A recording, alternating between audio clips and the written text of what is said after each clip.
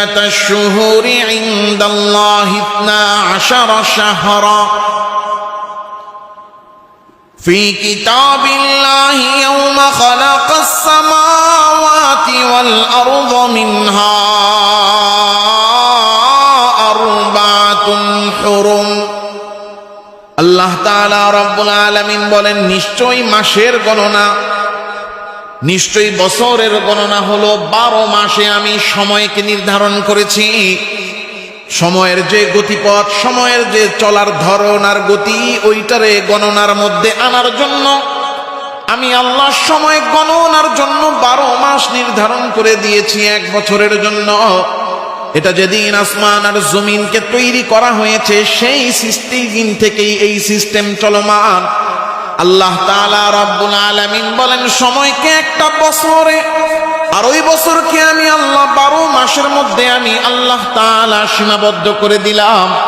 আর এই 12 মাসের মধ্যে আমি আল্লাহ 4টা মাসকে সম্মানিত করে দিলাম। মিনহা আরবাআতুন হুরুম, মাস 12টা, এর মধ্যে সম্মানিত মাস কয়টা? এই সম্মানিত মাসগুলো কি? সম্মানিত মাসগুলো হলো, এই মাসকে আরবের আগের যুগে খুব সম্মানিত মনে করা হতো। যেহেতু আরবের মধ্যে সারা বছর যুদ্ধ বিগ্রহ মারামারি, একজন আরেকজনের সাথে যুদ্ধ, এগুলো লেগেই থাকতো।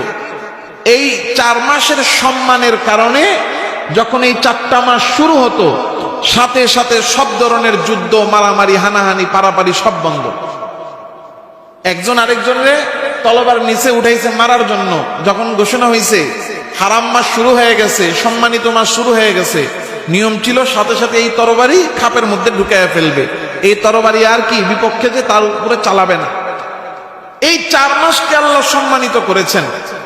বছরের 12 মাসের মধ্যে 4টি মাসকে আল্লাহ সম্মান দিয়েছেন, যে 4 মাসের যুদ্ধ বিগ্রহ এগুলো সব বন্ধ ছিল। এখন এই 4টা মাস কোনটা?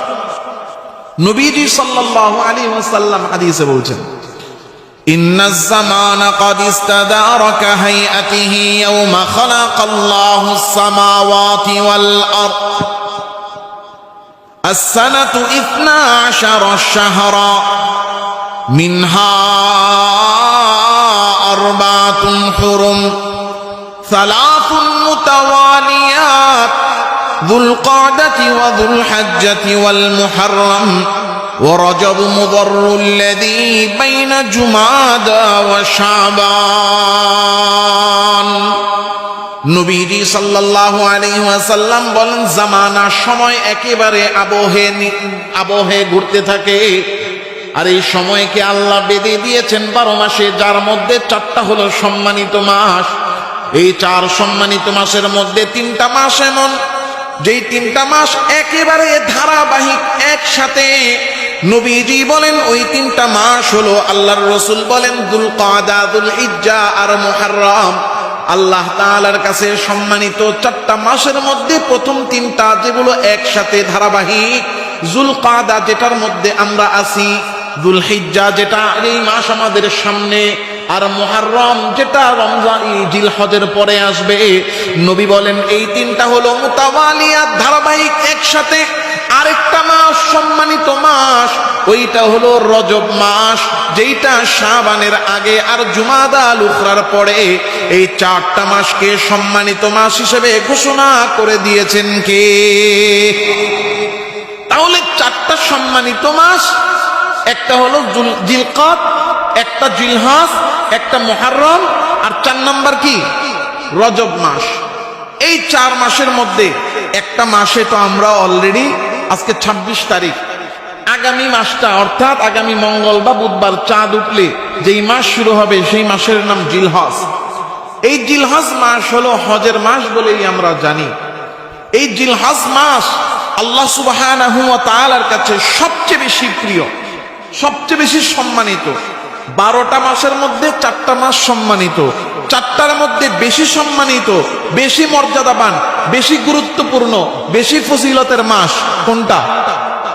আল্লাহর রাসূল ইবনে মাজার হাদিসের মধ্যে বলেছেন, আলা, এ আমার উম্মতেরা জেনে নাও, ওয়া ইন্না আহরামাশ শুহুরি শাহরুকুম হাদা, সমস্ত মাসের মধ্যে সবচেয়ে সম্মানিত মাস হলো এই মাস, অর্থাৎ জিলহজ মাস।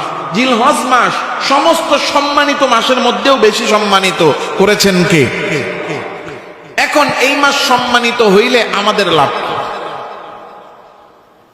আল্লাহ, এই মাস যদি সম্মানিত হয় তাহলে আমাদের এই মাসে করণীয় কি? দেখেন, এই পুরাটা মাস সম্মানিত, এই মাস আমাদের করণীয় কি? এই মাস হলো আমাদের করণীয় হলো এই মাসে আল্লাহ তাআলা রব্বুল আলামিনের কাছে নিজেকে সমর্পিত করে দেওয়া, আল্লাহর দরবারে নিজেকে লুটাইয়া দেওয়া, আল্লাহ তাআলা রব্বুল আলামিনের কাছে নিজের অস্তিত্বকে বিলীন করে দেওয়া, আল্লাহ তাআলা রব্বুল আলামিনের কাছে নিজের গোলামিকে পেশ করা। এটা হলো এই মাসে আমাদের করণীয়। কারণ এই মাসেই হযরত ইব্রাহিম আলাইহিস সালাতু ওয়াস সালাম আল্লাহ তাআলার কাছে নিজেকে সমর্পণ করে দিয়েছেন। বলেন, এই যে আমরা হজ করি, আপনারা ওয়াজ যতটুকু শুনেন জুমায়, অনেকেই তো জিমান। কে কে ঘুমাইতেছেন? হাত তুলবো এখন। কই কে কে ঘুমান না? হাত তুলেন। অনেকে তাকে বুঝতেছে না। এই হাত উঠানোর কারণ হলো ঘুমটুম থাকলে যেন চলে যায়। কি নামাইছেন? কি একটু লাড়াচাড়া দেন। মাশাআল্লাহ। আল্লাহ আল্লাহর রাসূল সাল্লাল্লাহু আলাইহি, এই যে আমরা হজ করি, বলেন তো এই হজটা, এই যে গত জুমায় আমরা বলেছি, আগেও বলেছি, এই যে হজ আমরা করি, এই হজের আমলের ডাক, এই হজের আমলটা শুরু হয়েছে কার মাধ্যমে? বলেন কার মাধ্যমে? ইব্রাহিম আলাইহিস সালামের মাধ্যমে। কারণ গত জুমায় আমরা বলেছি, কাবাঘর নির্মাণের পরে আল্লাহ হুকুম দিয়েছেন ডাক দাও। তাহলে যিনি ডাক দেন তিনি তো কাজ শুরু করছেন নাকি? আবু কুবাইস পাহাড়ে উঠে সারা পৃথিবীর মানুষকে হজের জন্য ডাকছে। তাহলে এই যে আমরা হজ করি জিলহজ মাসে, এই হজ শুরু করেছেন ইব্রাহিম আলাইহিস সালাতু ওয়াস সালাম। অর্থাৎ আল্লাহর ঘরের সামনে, আল্লাহর হুকুমের সামনে হযরত ইব্রাহিম আলাইহিস সালাম নিজের অস্তিত্বকে বিলীন করেছেন, নিজেকে সমর্পণ করেছেন। আল্লাহ, আমি আপনার কাছে আত্মসমর্পণ করলাম। ইব্রাহিম আলাইহিস সালাতু ওয়াস সালাম শুধু এই হজ না, বরং এই জিলহজ মাসের আরেকটা গুরুত্বপূর্ণ আমল হলো কোরবানি করা। আল্লাহ তাআলা রব্বুল আলামিন হুকুম করেছেন, তো আল্লাহর হুকুমের সামনে নিজের সন্তানকে কোরবানি করে দিয়েছেন, নিজেকে সমর্পিত করেছেন। তাহলে এই যে জিলহজ মাস, এটা ফজিলতের মাস। কেন? কারণ এই মাস হলো নিজেকে সমর্পিত করে দেওয়ার মাস। নিজেকে সমর্পণ করতে হবে কার কাছে? ঠিক যেমন ভাবে ইব্রাহিম আলাইহিস সালাম আল্লাহর কাছে নিজেকে সমর্পণ করেছেন। আল্লাহ তাআলা রব্বুল আলামিন বলেছেন, ইব্রাহিম তুমি কি করো? সমর্পিত হও। ইয ক্বালা লাহু রাব্বুহু আসলিম। ইব্রাহিম আলাইহিস সালাতু ওয়াস সালামকে বলা হলো, ইব্রাহিম তুমি আত্মসমর্পিত হও, সমর্পণ করো। যখন আল্লাহর পক্ষ থেকে বলা হলো সমর্পিত হও, ক্বালা আসলামতু লিরাব্বিল আলামিন।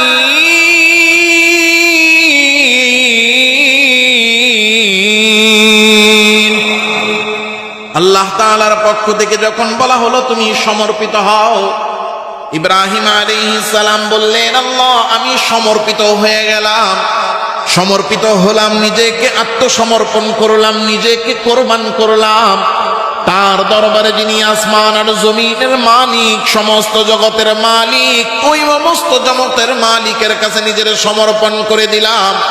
কেমন সমর্পণ করেছেন? ইব্রাহিম আলাইহিস সালাম বলেন, ইন্না সালাতি, ও আল্লাহ আমার নামাজ, ওয়া নুসুকি আমার কুরবানি, ওয়া মাহইয়ায়া আমার জীবন, ওয়া মামাতি আমার মৃত্যু, লিল্লাহি রাব্বিল আলামিন সমস্ত জগতের মালিকের জন্য সবকিছু আমি সমর্পিত করে দিলাম। আল্লাহ আপনি হুকুম করেছেন, আপনার ঘর বানাইলাম, এখানে আমি আল্লাহ নামাজ পড়লাম, হজ করলাম, আবার আপনার হুকুমেই নিজের সন্তানকে কুরবান করতে নিয়ে গেলাম। আমার অস্তিত্ব দিয়ে আমি আল্লাহ আপনি রবের দরবারে একেবারে সমর্পিত করে দিলাম। কারণ ইমানদার নিজেকে সমর্পণ করে রবের দরবারে। জোরে বলেন রবের নাম কি? এই মাস ইব্রাহিম আলাইহিস সালাতু ওয়াস সালাম নিজেকে সমর্পণ করেছেন। আল্লাহ এই মাসকে মর্যাদাপূর্ণ বানিয়েছেন যাতে করে আমি আর আপনি প্রত্যেকেই নিজেকে এই মাসের মধ্যে আল্লাহর দরবারে সমর্পণ করে দিই। আল্লাহর দরবারে নিজেকে সমর্পণ করার মাস হলো জিলহজ। পুরো মাসটাই ফজিলতের। তবে এই পুরো মাসের মধ্যে আবার এই মাসের প্রথম যে 10 দিন, এই জিলহজ মাসের প্রথম 10 দিন, এই 10 দিন হলো সবচেয়ে বেশি মর্যাদা। দেখেন, বোঝার চেষ্টা করবেন। প্রথম ধাপে 12 মাসের মধ্যে সম্মানিত মাস 4টা, 4 মাসের মধ্যে অধিক সম্মানিত জিলহজ। আবার জিলহজ মাসের ভিতরে সবচেয়ে বেশি ফজিলতের প্রথম 10 দিন। আমার কথা না আল্লাহর কথা? ওয়াল ফাজরি ওয়া লায়ালিন আশর। কুরআনুল কারীম খুলে সূরাতুল ফাজর 30 নম্বর পারা খুললেই দেখবেন আল্লাহ বলতেছেন ওয়াল ফাজরি, ফজরের কসম। 2 নম্বর আয়াতে আল্লাহ বলতেছেন ওয়া লায়ালিন আশর, 10 রাতের কসম। মুফাসসিরিনে কেরাম বলেন আল্লাহ তাআলা এই 10 রাত্র দ্বারা জিলহজের প্রথম 10 দিনের কথা বুঝিয়েছেন। আল্লাহ এই 10 রাত্রের কসম কেন খাইলেন? আল্লাহ কসম কেন খান? আমি আর আপনি মানুষ, আমরা কসম খাই, খাই না? আমরা কসম কেন খাই? আমরা কসম খাই, আমি কসম খেয়ে যেই কথাটা বলতেছি সেই কথাটা যেন শ্রোতা যাকে বলতেছি সে যেন আমার কথাটা বিশ্বাস করে। এখন বিশ্বাস করানোর জন্য আমরা কসম খাই কেন?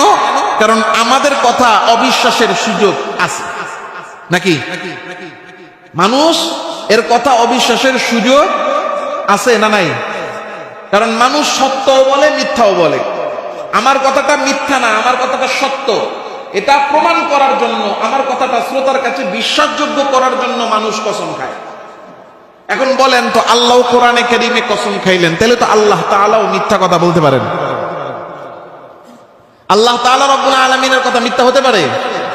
আল্লাহ তাআলার কথা চিরসত্য। ওয়ামান আসতাকু মিনাল্লাহি কিলা ওয়ামান আসতাকু মিনাল্লাহি হাদিসা। আল্লাহ তাআলার চেয়ে বড় সত্যবাদী, আল্লাহর চেয়ে সত্য কথা আর কারো?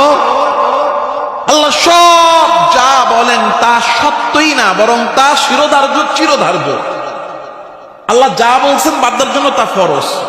তাহলে আমরা তো কসম খাচ্ছি কথাকে সত্য প্রমাণ করার জন্য, তাহলে আল্লাহ কসম খান কেন? আল্লাহ কসম খান 2 কারণে। বলেন কয় কারণে? 1 নাম্বার, আল্লাহ কসম খান কসম খেয়ে যেই কথাটা বলতেছেন এই কথাটার গুরুত্ব বুঝাইতে। কসম খেয়ে যেই কথাটা বলছেন সেই কথাটার গুরুত্ব বুঝাইতে। আর 2 নাম্বার, যেই জিনিসের কসম খান, দেখেন আমরা কসম খাই কার? আল্লাহর কসম খাই। আল্লাহর কসম ছাড়া অন্য কিছুর কসম দেওয়া কি নাই? জায়েজ নেই। আমরা কসম খাইতে হবে আল্লাহর, কারণ আমাদের কাছে সবচেয়ে দামি আল্লাহ। এখন আল্লাহ তাআলার চেয়ে দামি আর কিছু আছে? তাহলে আল্লাহ কসম খাবেন কিসের? আল্লাহ তাআলা রব্বুল আলামিন বিভিন্ন সময় বিভিন্ন জিনিসের কসম খান কেন? শুধু এইটা বুঝাইতে এই জিনিসটা বড় দামি, এই জিনিসটা বড়। যেমন ওয়াল আসরি, সূরা আসরের মধ্যে কসম খেয়েছেন সময়ের। কেন? এটা বুঝাইতে যে সময়ের চেয়ে দামি আর কিছু। আল্লাহ কোরআনে কারীমে কসম খেয়েছেন ওয়াশ শামসি, সূর্যের। এটা দ্বারা বুঝাইছেন সূর্য যতদিন আছে ততদিনই দুনিয়া আছে, যখন সূর্য থাকবে না দুনিয়া থাকবে না। এই সূর্যের দাম মানে সময়ের দাম। ঘুরে ফিরে আল্লাহ কোরআনে কারীমে যত কসম খেয়েছেন অধিকাংশ কসম সময়ের খেয়েছেন। তো আল্লাহ তাআলা রব্বুল আলামিন সূরাতুল ফাজরের 2 নম্বর আয়াতে কসম খাচ্ছেন ওয়ালায়ালিন আশর, জিলহজ মাসের প্রথম 10 দিনের। কেন? এটা বুঝাইতে জিলহজ মাসের প্রথম 10 দিনের কোনো দাম নাই। কথা কয় না? নাই নাই না আছে? হ্যাঁ, মাঝে মাঝে একটু মনোযোগও চেক করতে হয়, কতটুকু বুঝতেছেন সেটা পরীক্ষা করতে হয়। তাহলে আল্লাহ তাআলা রব্বুল আলামিন এই 10 রাতের কসম খেয়ে আমাদেরকে বুঝাচ্ছেন এই 10টা রাত বড় দামি। এখন বলেন, যেই 10 রাতের ফজিলত বুঝানোর জন্য আল্লাহ কসম পর্যন্ত খাচ্ছেন যে বান্দা বুঝে নাও এই 10 রাতের এই 10 দিনের বড় ফজিলত, বড় দাম বুঝাইতে আমি কসম খাইলাম। বলেন তো ওই 10টা দিন, ওই 10টা রাত এর ফজিলত কম না বেশি? অল্প বেশি না অনেক বেশি? তাহলে এখন আমাদের জন্য করণীয় কি? এই 10 দিন ইচ্ছা মতো খালি হাড়ে দৌড়াম। কথা কন না? হ্যাঁ, আল্লাহর রাসূল সাল্লাল্লাহু আলাইহি ওয়াসাল্লাম হাদিসে বলেন, হযরত আব্দুল্লাহ ইবনে আব্বাস রাদিয়াল্লাহু তাআলা আনহু থেকে, মা মিন আইয়ামিন আল আমালু সালিহু ফীহিন্না আহাব্বা ইলাল্লাহি মিন হাদিহিল আইয়ামিল আশর। আল্লাহর রাসূল সাল্লাল্লাহু আলাইহি ওয়াসাল্লাম বলতেছেন, আল্লাহ তাআলা রব্বুল আলামিনের কাছে পৃথিবীতে আর কোনো দিন নাই যেই দিনের আমল এই 10 দিনের চেয়ে আল্লাহর কাছে বেশি প্রিয়। অর্থাৎ সারা বছরের মধ্যে এই জিলহজ মাসের প্রথম 10 দিন কোন বান্দা যদি ইবাদত করে, এই 10 দিনের ইবাদত সারা বছরের যে কোনো ইবাদতের চেয়ে আল্লাহর কাছে বেশি প্রিয়। এই 10 দিনে ইবাদত করা আল্লাহর কাছে এত প্রিয়, এত প্রিয়, আর কোন দিনের ইবাদত আল্লাহর কাছে প্রিয় না, এত প্রিয় না। সাহাবারা জিজ্ঞাসা করলেন, ইয়া রাসূলুল্লাহ, কোন ব্যক্তি যদি ওয়ালাল জিহাদু ফি সাবিলিল্লাহ, কোন ব্যক্তি যদি আল্লাহর রাস্তায় জিহাদে বের হয়ে গেছে, কোথায় বের হইছে? জিহাদে বের হয়ে গেছে। জিহাদে বের হওয়ার পরে সে যদি ওই জিহাদে যায় যদি আমল করে, ওই আমলও কি এই 10 দিনের আমলের সমান হবে না? ওই আমলও কি এই 10 দিনের আমলের চেয়ে বেশি প্রিয় না? অর্থাৎ একজন ব্যক্তি জিলহজের প্রথম 10 দিন ইবাদত করলো, আর একজন জিহাদে যায় ইবাদত করলো, তাহলে যে ব্যক্তি জিহাদে যায় ইবাদত করলো তার চেয়েও কি জিলহজের প্রথম 10 দিনের ইবাদতের ফজিলত বেশি? প্রশ্নটা কি বুঝতেছেন? আল্লাহর রাসূল সাল্লাল্লাহু আলাইহি ওয়াসাল্লাম বললেন, ওয়ালাল জিহাদু ফি সাবিলিল্লাহ, জিহাদে যায়ও যদি কেউ ইবাদত করে, তবু ওই ইবাদতের চেয়ে জিলহজের প্রথম 10 দিনের ইবাদত আল্লাহর কাছে বেশি প্রিয়। ইল্লা, তবে হ্যাঁ, শুধুমাত্র ইল্লা রাজুলান, ওই ব্যক্তি খারাজা ফি সাবিলিল্লাহ, যে ব্যক্তি আল্লাহর রাস্তায় যুদ্ধে গেছে, জানমাল নিয়ে গেছে, কিন্তু আর ফেরত আসতে পারে না। মানে কি হয়ে গেছে? শহীদ হয়ে গেছে। একমাত্র শাহাদাত, শহীদ হয়ে যাওয়া, এটা হলো এই 10 দিনের ইবাদতের চেয়ে আল্লাহর কাছে বেশি প্রিয়। এছাড়া আল্লাহ তাআলা রাব্বুল আলামিনের কাছে সবচেয়ে বেশি প্রিয় হলো জিলহজের প্রথম 10 দিনের ইবাদত। এখন এটা, এই 10 দিনের যে ফজিলত আছে, এটাই তো আমরা জানি না। কথা বলেন না? আমাদের দেশে শবে বরাত, লাইলাতুল নিসফি মিন শাবান, আমাদের কাছে, আমাদের বাংলাদেশের প্রেক্ষাপটটা এমন হয়ে গেছে যে আমরা শুধুমাত্র সারা বছরে রমজানকে ফজিলতের মনে করি, যে রমজান মাসের ফজিলত আছে, আর শবে বরাত। কতক্ষণ না? এছাড়া যে ফজিলত এবং আল্লাহ তাআলার কাছে প্রিয় দিন আছে, এটা আমরা বুঝিও না, জানিও না, আর অনেকে এটা আমাদেরকে বুঝাইয়া বলেও না। অনেকে এটা বুঝাইয়া বলেও না, যার কারণে আমরা জানতে পারি না। অথচ এই 10 দিনের ফজিলত এত বেশি যে আল্লাহর রাস্তায় জিহাদে যে নেক আমল করলে যে নেকি, তার চেয়ে বেশি আল্লাহর কাছে প্রিয় হলো এই 10 দিনের ইবাদত।